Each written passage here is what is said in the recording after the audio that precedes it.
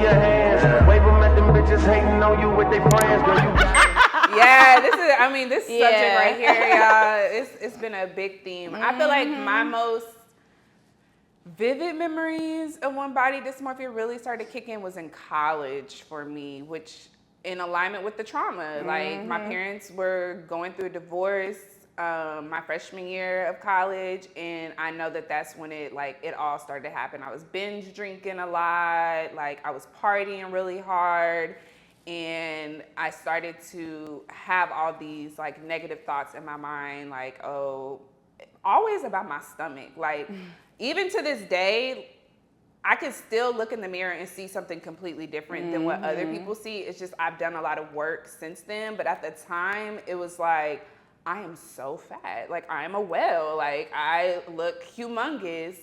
And it got to a place where mine started to turn into bulimia. So for those that don't know what bulimia is, I would overindulge in food and then I would throw it up. And so that went on for maybe like 6 months to a year, because thank God I was studying the human body. I was studying psychology and things like that. And so I didn't know why I was doing it, but at the same token, I was learning in school, like, this could also be a trauma response, like what you're doing. So it scared me. Like, it scared me straight. I think I had learned about eating disorders in class one day, and I made the decision to hold myself accountable. So I came home and I told Natalya what I had been doing, and then I told my parents what had happened. And I can honestly say since then I haven't done that, but it had gotten to the point where mentally my mind was playing so many tricks on me, because the thing is, like, even though I was doing that, I wasn't losing any weight. I wasn't gaining any weight. Like, my body was still staying the same. It wasn't doing nothing for me, but it just mentally, it had became such a fight in my mind. And so I ended up going to school to get my counseling degree, and I actually studied body dysmorphia in the association with social media. And God just knew I really needed that for myself. Like, I really needed to learn, like, what is this all about? Where is this coming from?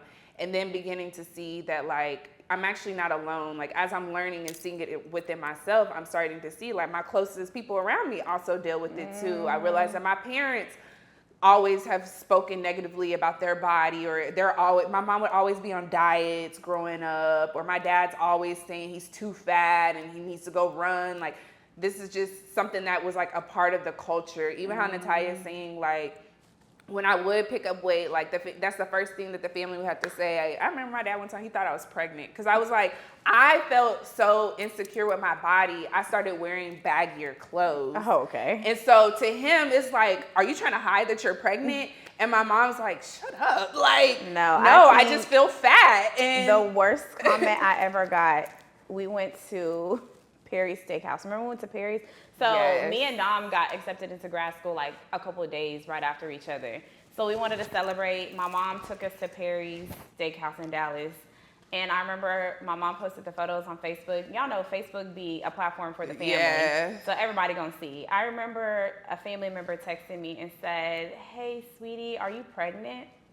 Oh, I think I do remember that one. I'm telling y'all, the worst comments be coming from close people. I'm just like, are y'all not mindful of the comments? Like, can we take it back to elementary school? Like, words do hurt. You know what I mean? Like, as much as we try to act like we're big and bold, like, words hurt. So I also think, like, with this conversation, like, I hope it opens up somebody's eyes so that you can be more mindful of when you comment on somebody else's body. Yeah. Like, be very mindful of what people are going through. I'm like, hell no, I'm not pregnant. Yeah, and if I was, you would know. Right. Like, just be patient. Right. It would be out in about 6 months. It would come out. Like, so, yeah, my stomach also has always been a thing. Like, trying to make sure I hit a certain ankle because I got a little pudge today.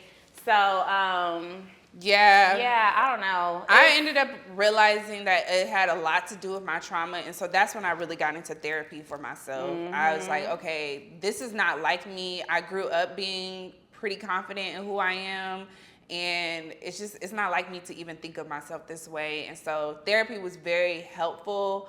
I went and saw a nutritionist. I had to really teach myself about my body and like what I can eat, what I can't eat, what makes me look more bloated.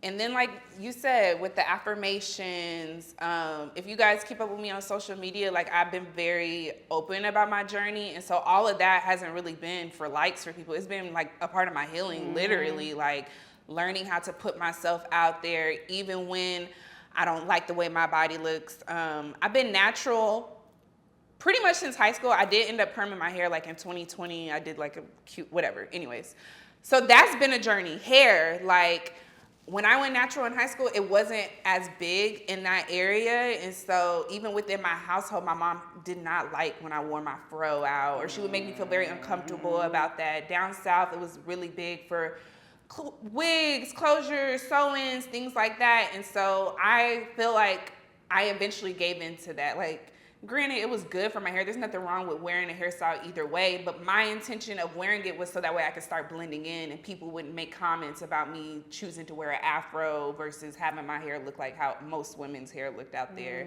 So just going through that whole journey of like, I'm trying to be the societal definition of beauty versus really accepting this is how God made me. I love that my body shows up for me through every circumstance. It's resilient. Like, yes, sometimes I do have a little weight on me. In the winter, I always put a little weight on me. In the summer, it naturally always comes off. But at the time, I would beat myself up all winter. Like, oh, it looks so gross, I look fat, da da da. When I'm bloating, I didn't know that back then. Like, I didn't know what it meant to ovulate or for your cycle to be coming. Like, I would tear myself apart up in my mind, going on all these trips. Most of the trips, when I think back on it, like, it's hard for me to even remember what we did, what activities we did, because I was so focused on my body and how it looked that I wasn't even present to enjoy it. So we actually definitely relate. We did Miami last summer, and it was like it was so different for us. Yeah, it was different. I was even thinking we were going down memory lane the other night, just looking at Snapchats, and we had went to LA for how old was I turning? I think I was turning 25 and went to LA, and I remember leading up to that trip, like my thoughts, it was always like, I need to be this weight before I go to LA. I need to do this before I go to LA. And so when I got to LA, I still remember picking myself apart. Like, I needed to be smaller to be in this dress. But when I was looking at the videos, I was like, body was tea. Yeah. Body was tea. And I remember like really being in my head that entire trip. But yeah, like the way that your mind can play tricks on you is insane. So you have to like really be mindful and take the time to get to know yourself, get to know your body most importantly. Like, my body is not Dominique's body. And then also with that, as I've gotten older, I have to learn to dress for my body. Like, there's certain things that my friends can wear, and we might be a similar size, but we don't have, no two bodies are the same. So I can't expect for the outfit to look like what it might look like on my homegirl. I remember I went through this phase this was when Fashion Nova was just coming out. Everybody was on Fashion Nova. And I would get stuff thinking that I had that body type on the model. Right. You know, y'all know Fashion Nova models, what they looking like. And I would order that same outfit and baby gut hanging over, like titties popping out. Like, just, it was not appealing to my body type. So now it's like, sometimes it might not even be that you really have a stomach. It's just, it's not appealing to your body type. Those jeans are not flattering to your body type. So I think it's deeper than just the body dysmorphia. Like, you really have to take time to just know yourself. And I think that's why I'm so comfortable. And like, when you really work on the inside, it exudes everywhere else. So I have to be mindful, because I used to get triggered, because now more than anything, women compliment me. And I'd be like, because girls will be like, okay, body. And I'm like, I'll go home and be like, what she mean by that? Like, did I do too much with the outfit? Am I showing too much? Like, I'll really get in my head, but I have to remember, like, no, like, they were legitimately giving you a compliment. And it's like, Miss Holly, you really have been working hard. I've changed my entire diet now. I eat like mainly organic. I was telling Dom, I base my diet more on my blood type. So like, for me, chicken's not good for me to eat. My body doesn't like a lot of red meat. But I also can't overdo it with like the fishes and the seafoods. So the little things can help. So now I'm like, just doing that has helped my stomach go down. Yeah. Just naturally. And I'm not even really doing it. You have to remember 80% of it is just your diet.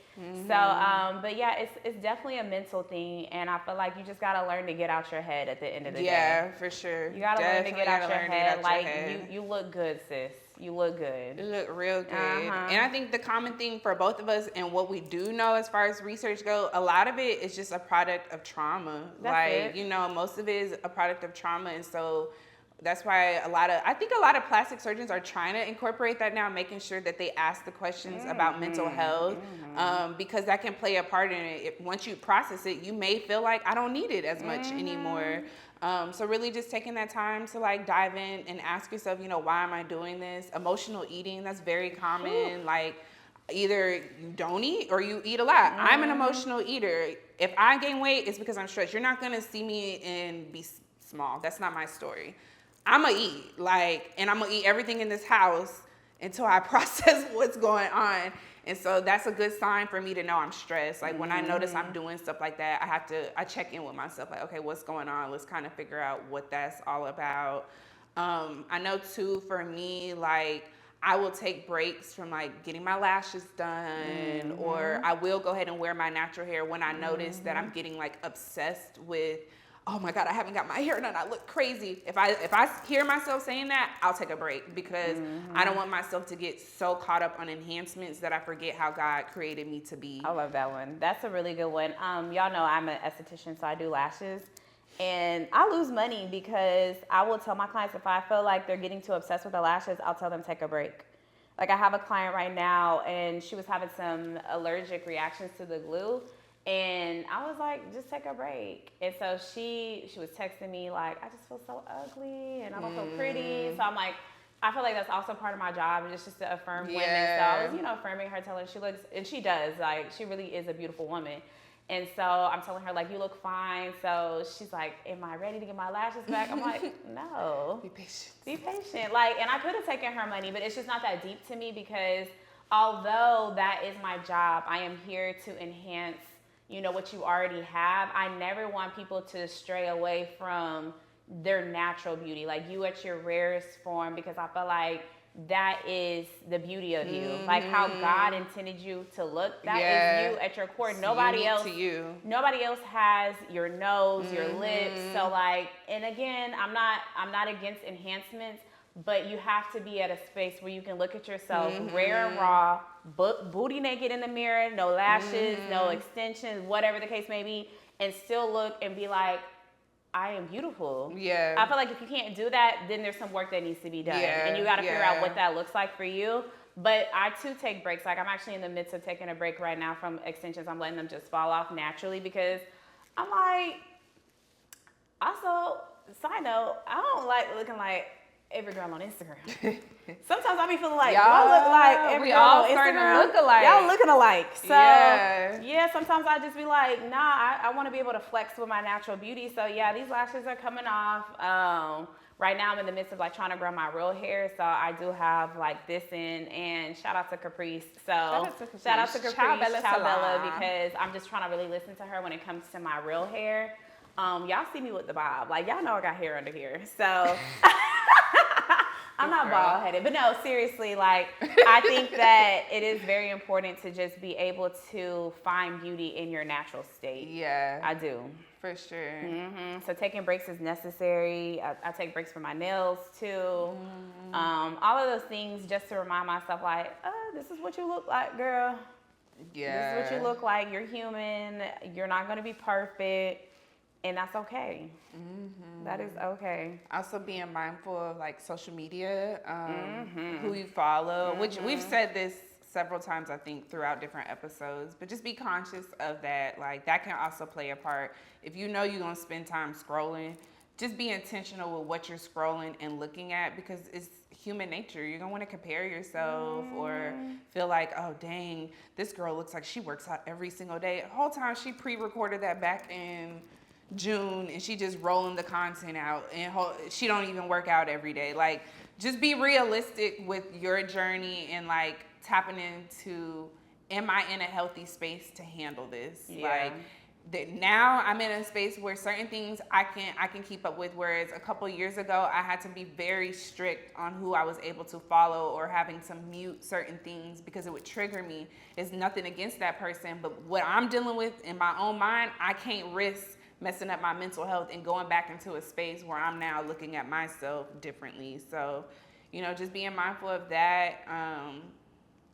And the people that you surround yourself with, like people that can remind you of who you are. I feel like when I was dating back then, a lot of the men that I was dating were obsessed with my body. And so that also played a part, like, oh, I need to stay thick and curvy, or I need to like make sure I keep up this appearance that they met me in. Whereas now I deal with men who would actually much rather me just be natural all the time. They embrace makeup, no makeup, whatever, but like they fell in love with who I am, and it's not always about like my body and like you touching on my body and you're always commenting on my body. Yeah, I don't like that. Is such a big lot. trigger. Like, and if I ever feel like you're getting to that space, if I'm dating you and I feel like you're just obsessing over my looks, like I'm probably gonna break up with you. Because do you even like me for me? You just like the outer appearance. So yeah, for me too, with social media, if I know you personally, that's different. But as far as people that I like their content or I'm interested in what they're posting, especially fashion, I love watching girls who, put that shit on. So for me, 9 times out of 10, she has a similar body type to me. Yeah. Because again, like if I'm following somebody who's like really, really petite, that's setting up the wrong expectation for me. Because if I go out and order that same outfit, I can expect that that's not going to fit me the same. Whereas if I'm following a girl who's a little curvy or like mid-size, I can expect, okay, like I got big boobs. So why would I be following some girl who got little boobs and for her fashion sense, and I order the same top and it come up here on me, So just being realistic and again, setting that expectation so I don't find disappointment when I order something and it makes me kind of go back into a negative space with my body. So just being mindful of that.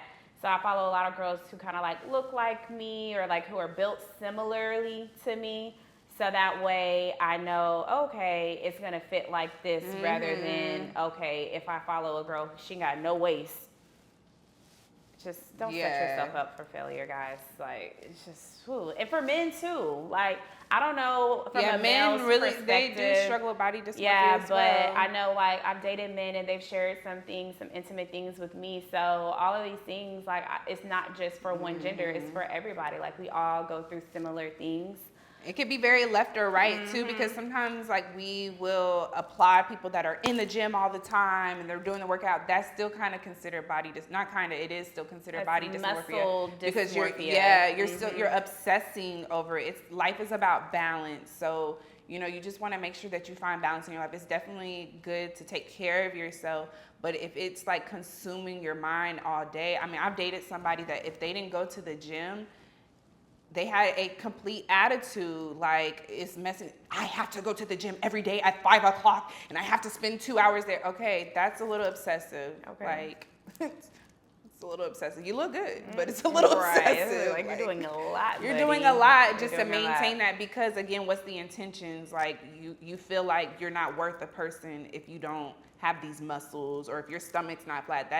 I'm still Dom at the end of the day. Whether I have a pimple on my face, stomach bloated, I'm still Dom, and I'm still going to be able to pour into people just the same. And people are still going to receive whatever God needs for them to receive, regardless of what I physically look like. And I think, like how you're saying, as I started to take better care of myself, my aura exudes to where people are just more naturally attracted to me. Yeah, like I was looking crazy yesterday. Like I twist my hair and that's how I like get my curls. So I had a twist in my head. I put my cap on. I threw a little outfit on. And when I tell you, like, people were really like, you look so beautiful today. Like men and women. I'm like, child, really? But I do feel like it's more of body dysmorphia really is just like the equivalence of like your self-esteem too. So when you work on your self-esteem and you can really get to a space where, again, that's why I emphasize being at a space where you can go out looking any kind of way, or not any kind of way, let me rephrase that, but when you can look at yourself at any space or when you're not at your best and still find beauty in yourself, people can see that too. Yeah. Like, so even though I might not have been at my best yesterday, I feel like just my light, my genuine light, like I really feel like God put me on this earth and my purpose is to spread light and love. So although I might not have looked on the outer appearance, I don't really think that they were talking about my appearance when they said that. I really think that they meant like joy. just a joy around you. Like, you look beautiful today. And I'm like, well, thank you. I'm going to take the compliment. But yeah, it takes a lot of like inner work. It takes a lot of intentionality, and it's a daily practice for me. Yeah, definitely. I can't not go and do the things that I need to affirm myself, because the moment I realize, okay, if I go a week without affirming myself, I go a week without praying and asking these things of God, or again, just being intentional about who I surround myself with, or if I start following the wrong people on social media, I'll be right back in that space when I was in college. So it's a daily practice of me having to pour into myself and do little things like taking breaks from social media, taking breaks from my lash extensions, taking breaks from this and that, so that I can make sure that my mental load is at a positive level. Amen. Amen. Thank you. Amen, y'all. So yeah, we definitely want to encourage you guys. Like, definitely look into that. I think we said last time, like, if y'all ever have any questions or want resources, please reach out. And know that you're not alone, that a lot of people do experience this, men and women. And our hope was that by sharing this, that maybe it'll allow you to break past that mental barrier and see that you're beautiful too, just the way you are. You are. You are uniquely, divinely created and made. You have purpose. And don't believe anything that people are saying that's negative about you. Like, always speak positivity and light into yourself, because, you know, I think too, as I'm getting older, even like going back to dating too, like dating and body dysmorphia, like that's something that I have to really like vocalize. Like, I'm in a relationship-ish. So like that. Antonio, you said what you said. I said what I said. So like with me dating now compared to like being in my late 20s, early 30s, as opposed to when I was dating in my earlier 20s, I was attracting a lot of men who like obsessed over the idea or the look of me. And it's like, you really don't support me. You really don't. You really don't like me for me. Yeah. Because if I did all these things and I gained the 50 pounds, then I'm too big. And you know what I mean? And I feel like beauty fades at the end of the day. And I think as I'm getting older, I see that. Like, I mean, partially because sometimes I get on Facebook and I see people I went to high school with, and I'm like, my beauty don't fade, but theirs does. Yeah.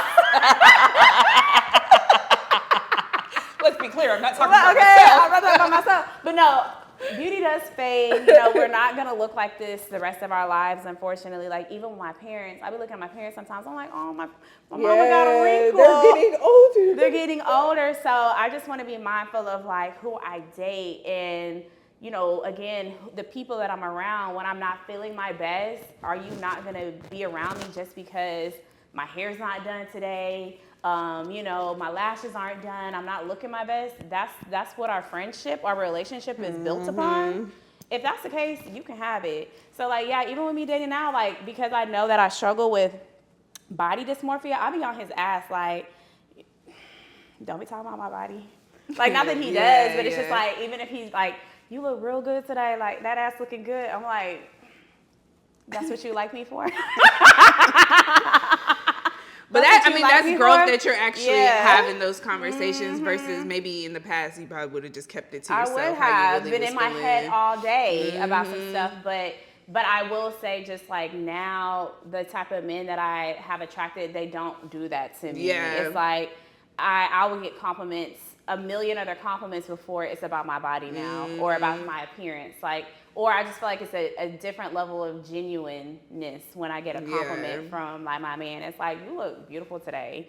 Whereas I feel like dudes in the past, it was about just like, and I would I feel like I would feed into it, because it's like, as much as I didn't like my body, I was wearing all the bodycon, the skin tight, the crop top, the ass out, and be shocked like, why he talking about my ass? Like, girl, what? That's what's out. You put it on display. Of course, he's gonna look at that. Whereas now, it's not to say that I don't like. I still will dress sexy or whatever the case may be, but it's a different way, and so I can tell the difference in how men approach me. Yeah. Even my whole new thing, I've been loving to wear that scarf around my head sometimes when I go in public. Don't you? Man, I don't know. I just feel like such a queen when I walk around with that scarf covered. And they treat me different. Like, it's like a respect. Like, they can tell, like, okay, this woman, it's the way she carries herself and what she's pouring into herself. So I think that's also another thing. Like, men, they can tell when a woman is insecure. And so they know, like, oh, you're pretty. I like this about you. Because at that time, I did want to hear that. Whereas now it's just like, yeah, it's nice for you to compliment me, but honestly, I know I look good. Like, I'm not trying to be like, I know I look good. I don't really need you to give me that compliment. Whereas before, I wasn't affirming myself. Yeah. So when you gave that to me, it's like, oh, he likes me. Yeah, I held on to it. And I think too, like, I'm the only girl in my family, so I grew up with a lot of affirming and validation within my home. Like, oh, she's a cute little girl. Da, da, da, da, da. So when I became an adult, especially moving out here, it was like a shock because I wasn't getting that every day. Like, I wasn't seeing my family all the time. I may not be on social media as much, so there was nobody there to affirm me. So I legit had to put I would make the little sticky notes, put it on my mirror, have affirmations on my phone. It's called I Am affirmation app, and it'll send me affirmations like every 30 minutes on my phone. I had to really teach myself how to speak life into me versus waiting for other people to do it. Yeah. I also, when you were talking, I went through this phase. What was that? When we first moved out here, maybe because I was new to the area and I had a lot of time on my hands. And, you know, you're still trying to meet people, but my Instagram got hacked in, I think, like 2021-ish. So I recreated my Now page, and y'all, like, I learned the power of marketing, but I also was taught, like, that sex sells, okay? We all know that. Well, I hope you know that, you know, so I didn't know how to incorporate, like, it's a difference between sex sales and, like, just being sexy and authentic. Yeah. I feel like I've really tapped into a space of being able to have, like, the cohesiveness to do both. Whereas in the past, when I first started my Instagram, it was very much bikini, like, yeah, look at me. And that's the response I would get. But it's what you put out. Yeah. So I'm like, as much as I didn't want people to speak on my body, that's what I was putting out. So now I do get a little bit more defensive, when people talk about my body, because that's not what I put out to the world. So it's like, if that's what you see, you're not for me, because you focus on the wrong thing. You really focus on the wrong thing. Whereas before, it made sense. You know, it made sense. Like, that's what I'm putting out. Yeah, it was giving, she's seeking validation on the internet. Now we all go through that stage. We all go through it. Now I'm like, I really like to keep myself kind of like covered. I still like to dress cute, and for my body, I don't think that that's ever gonna like go away. I really can see myself being a mom and still being like a fly ass mom. I don't think that that's gonna just like leave just because I enter a new season. But now, like I said, I've really just taken the time to address, like, okay, this is what looks good on me. This is what doesn't. This is what I feel comfortable in. I know what type of reaction I want from people, or I want people to take me seriously, most importantly. So I need to be able to like dress a certain way, and I don't want a certain response or reaction out of people. So, I think you just got to do what's best for you. Also, I'm going to bring this up because I'm going to put this on my personal YouTube, so I don't want people to be like, it'd be fake too. But I gotta stop cussing too. I'm sorry, Lord's working on my tongue. It's Lord's in my really DNA. working on my tongue. It's just like, I too was raised around a lot of boys. Like, I have a brother, got boy cousins, you know, just a lot of men. So they be having potty mouths, and I see how they talk, and that's just how I am, y'all. It's really hard, but I got a cussing grandma, girl, and she love the Lord. So I feel like it's just in me. She wake up cussing. Dang, I was about to say something about. You were gonna share. I think you're about to share about your. Yes, thank you. Okay. So... What I do without you, buddy. I don't know. Okay, so next week I actually am getting a breast reduction surgery, and so this is something that I've been wanting for years. If you've been around me, you know I'm always complaining about my back. I'm always complaining.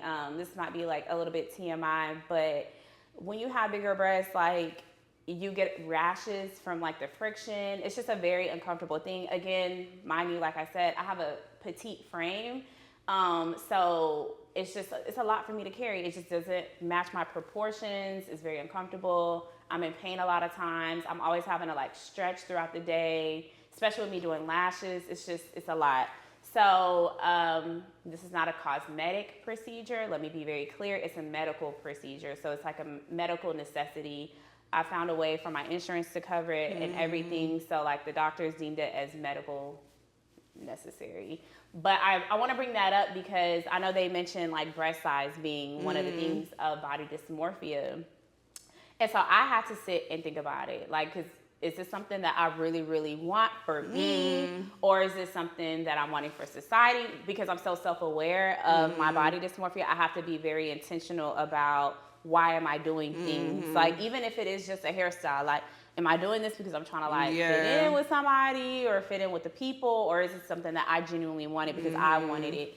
So even with that, I'm like, and I'm going under the knife, so I want to make sure that everything is safe. I want to be able to wake up and, be here after the surgery. So yes, you guys, I'm getting a breast reduction. I'm actually excited. I say all that to say that this is not because I'm trying to keep up with anybody. Like, yeah, my back be hurting. Like, my back be hurting. It just doesn't fit my body type. I really want to I like to run. Like, honestly, like, this is me at my biggest, and I know it's because I can't even do certain exercises that I typically would want to do. Like, I do like to do a little cardio sometimes. I do want to do a little jumping jack.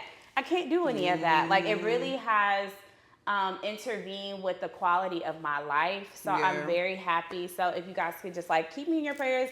After, you're probably not going to see my new body yaddy, I guess, until after this this episode has aired. But I just want to put that out there because I don't want people to think like I'm trying to hide anything, or I don't know, like it's for a cosmetic reason. Like, this is something that I had to really like go through, and I sat with years with this pain, and I'm just ready to like start fresh and be able to have like an active, healthy, productive life.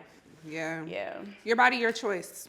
That's what they say. Your body, your choice at the end of the day. Whatever you want to do. Even if it was, like, say I wanted to add some titties, like, that's fine too. Yeah. Your body, your choice. So I just want to be, like, transparent. I think that plays into body dysmorphia, the fact that everybody has such an opinion on how women should operate their body. Even with the discussion about abortion and things like that, it's so much pressure what we should or shouldn't do with our body, which body type is better than the other body type. And at the end of the day, you don't owe anybody no explanation on what you decide to do with your body, but society makes us feel like we owe an explanation to why I need to do something for me or why I chose to do something. Like, your body, your choice. Do what works best for you. Definitely take care of yourself, but at the same token, like, do what's best for you. Yeah, and if you are going under the knife, my biggest advice is just making sure you do the research on your doctor. Make sure they don't have any deaths under their belt. Make sure that they are board certified. Not just because a lot of people don't know this, but any doctor can perform plastic surgery. Yeah.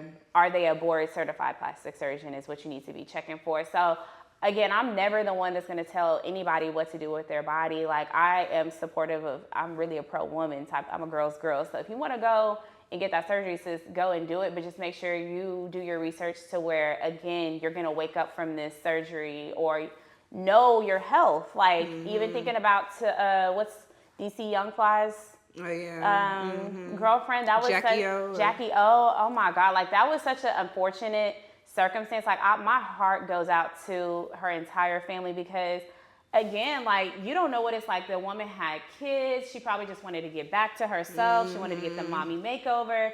And unfortunately, she's no longer with us today. So I just say, like, make sure you know your health, where it stands. Make sure you do your research on your doctor and understand, like, the intentionality of why you want to get it done. Yeah. Like, if you are standing 10 toes on your surgery, that's what you want to do it. But make sure it's all within a a realm of where you can be healthy and safe. I think that's my biggest thing. Yeah, we don't want to lose you we don't in the want process. to lose you. We Yeah, don't so wanna lose you at all. yeah, y'all, I'm gonna be little itty bitty. Itty bitty bitty. I'm so excited, y'all. Like, This y'all girl ain't gonna never have a bra on. girl, never. I'm gonna be.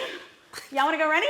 Catch me at the Dallas Run Club. Yeah. Catch me at the DC Run Club. Like, Hold yeah. her to it, y'all. Yes. Yeah. Okay, that was good. Yeah. I have a quote I want to leave off with. Go which ahead. You already know the quote. But this is what has helped me. And it is, your presence alone is valuable and important.